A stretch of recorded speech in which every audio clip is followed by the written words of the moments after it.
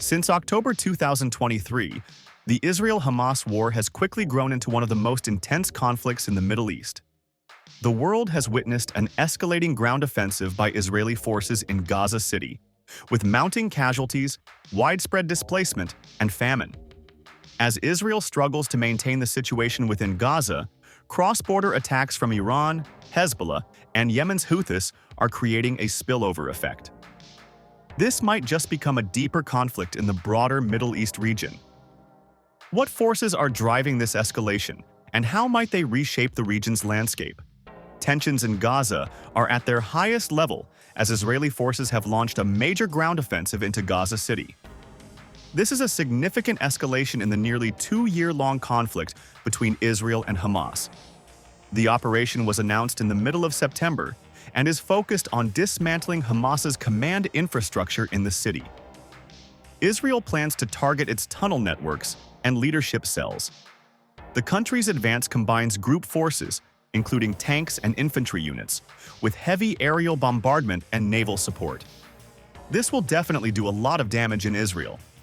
Before and during the sudden ground invasion into Gaza City, Israel spent a couple of weeks shaping operations by carrying out airstrikes on Hamas strongholds. Due to Israel's airstrikes and military efforts in the so-called Hamas strongholds, many high-rise buildings, residential blocks, and public structures in places like Tal al-Hawa, Sheikh Radwan and Daraj have been severely damaged or completely destroyed. The sudden ground invasion is shaking up Gaza City with massive displacement, safe zones overcrowded and under-resourced, infrastructure collapsing, and hospitals overwhelmed. The world is watching as the ground invasion has sharply intensified the military, humanitarian, and territorial stakes. As homes and infrastructure are destroyed and civilians are displaced, there are a lot of questions about what Israel will do next in its tactical strategy and how Hamas would respond to this full-scale attack. Israel seems to be pursuing a long-term, large-scale military campaign in Gaza City, with its operations extending well beyond aerial bombardment into a sustained ground offensive. They have different goals, which are to degrade Hamas's command structure, take control of territory, especially key urban zones, and disrupt the tunnel networks that Hamas has used to build a resilient military. One of Israel's tactical strategies is undermining the underground infrastructure. It has specialized engineering units, like the Yahalom Special Forces within the Israeli military, which are now being deployed for detecting, breaching, and destroying tunnels. Some of Israel's operations involve precise munitions like the bunker buster bombs, which are designed to collapse subterranean passages. Israel has also used shaping operations like strategic airstrikes, preparatory shelling, and buffer or security corridors to block Hamas from maneuvering, storing supplies, and regrouping. Another element of Israel's strategy is territorial control. It uses security corridors like the Morag corridor to divide Gaza geographically, making it hard for Hamas to maintain a unified control over the area. The Israeli leadership has also said that it would maintain control over key areas, even after the conflict phases, effectively leaving Hamas weakened. This is the best time for Israel to strike against Hamas after the conflict has dragged on for 2 years. On the other side, Hamas is mounting non-military residencies in tandem with its military strategy. It seems like since their military is at its weakest point, they have turned towards diplomatic appeals, legal challenges, and public relations efforts to sway international opinion towards them and against Israel. Hamas's military response is adapted to asymmetric warfare, using decentralized units, tunnels, surprise ambushes, and urban guerrilla tactics. Although it has lost ground in many areas, it's still resisting through hit-and-run attacks, underground maneuvering, and taking advantage of densely populated urban areas to attack Israel. The goal of Hamas is to place international pressure for ceasefires, complicate Israel's military operations, and take advantage of global norms of human rights. It doesn't help that Israel's ground invasion has caused mass displacement, with the humanitarian crisis in Gaza reaching unprecedented highs. Over the past month, Gaza City has seen more than 250,000 people displaced, according to the United Nations. Many Gazans are heading south under orders to evacuate, although the conditions in the designated safe and humanitarian zones are deteriorating fast. The food situation in Gaza City is bleak. The Integrated Food Security Phase classification has declared that Gaza City is in a state of famine, and this is the first declaration of famine outside Africa in recent years. As of late August 2025, about 514,000 Palestinians, about a quarter of Gaza's population, are dealing with famine. It's expected that this number would increase to 641,000 by the end of September if the access to food, fuel, and aid continues to be blocked. It's expected that children under 5 will be hit the hardest. Israel's ground invasion has also caused extensive damage to housing and infrastructure. According to recent reports, over 90% of homes in the Gaza Strip have been damaged or destroyed. In fact, about 292,000 housing units, which consists of about 62% of the housing stock, have been destroyed. Many families have found themselves displaced multiple times, moving from house to end up displaced. Different resources like shelter, clean water, and medical care are scant and strained. With the conflict heating up, it's hard for those in Gaza to access humanitarian aid. Fuel shortages, damaged roads, and ongoing hostilities are blocking air convoys. Some relief groups have had to suspend or reduce their operations because of safety concerns. Now, health facilities are fully overwhelmed and are operating under extreme duress with limited supplies, power, and space. Meanwhile, essential services like water, sanitation, and waste management have completely collapsed in many areas of Gaza, increasing the risks of disease outbreaks.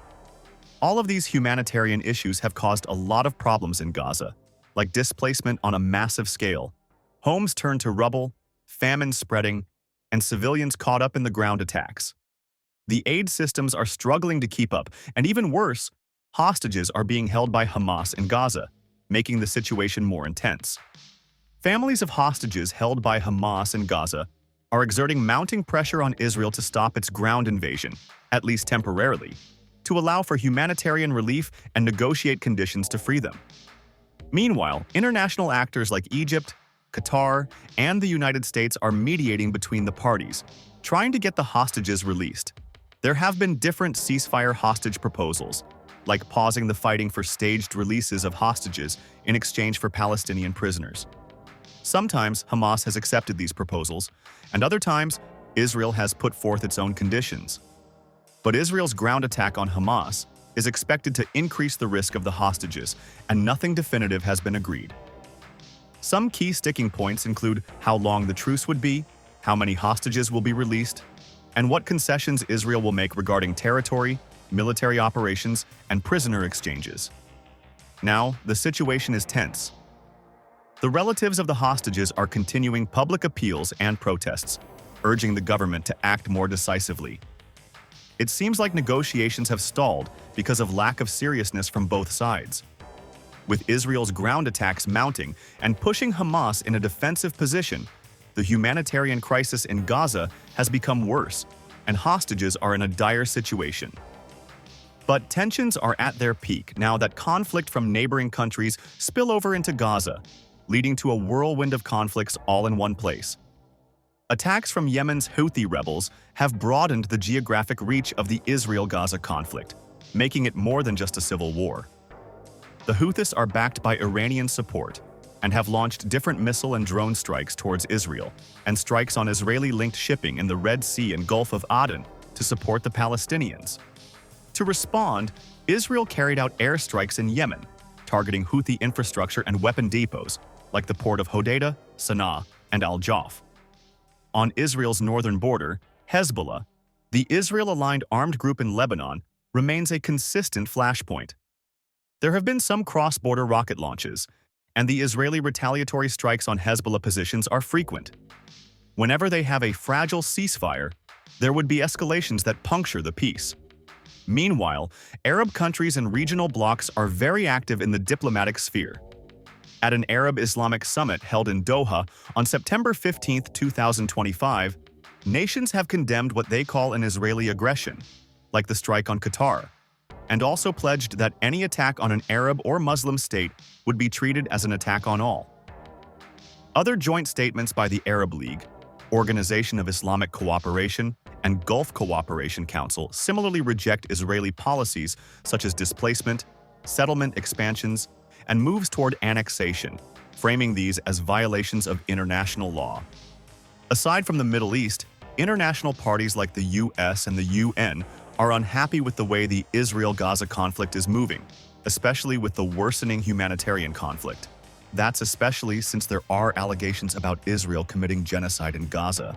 According to a recently published report by the UN Independent Commission of Inquiry, Israel has been committing genocide in Gaza under the 1948 Convention on the Prevention and Punishment of the Crime of Genocide.